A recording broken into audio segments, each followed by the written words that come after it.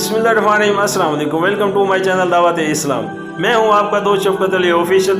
उम्मीद करता हूं कि आप सब लोग ईमान के आला दर्जे पे होंगे। सूरत आल इमरान की आयत नंबर 187 का तर्जमा, इन अहले किताब को वो ऐद भी याद दिलाओ जो अल्लाह ने इनसे लिया था कि तुम्हें किताब की तालीमात को लोगों में फैलाना होगा, इन्हें पोशीदा रखना नहीं होगा, मगर इन्होंने किताब को पशे पश डाल दिया और थोड़ी कीमत पर इसे बेच डाला। कितना बुरा कारोबार है जो ये कर रहे हैं। सूरत आल इमरान एशिया नंबर 132।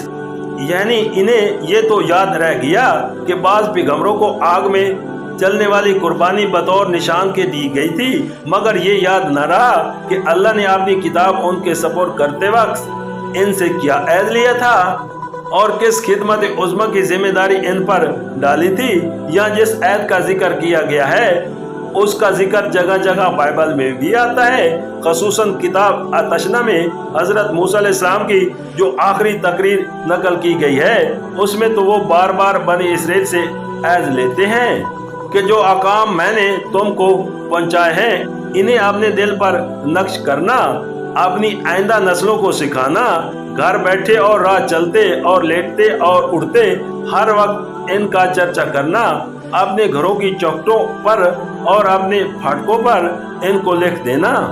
फिर अपनी आखिरी वसीयत में उन्होंने ताकीद की कि फ़लस्तीन की सरहद में दाखिल होने के बाद पहला काम ये करना कि कोई अहबाल पर बड़े बड़े पत्थर नफ्स करके तौरात के अहकाम उन पर कंधा कर देना।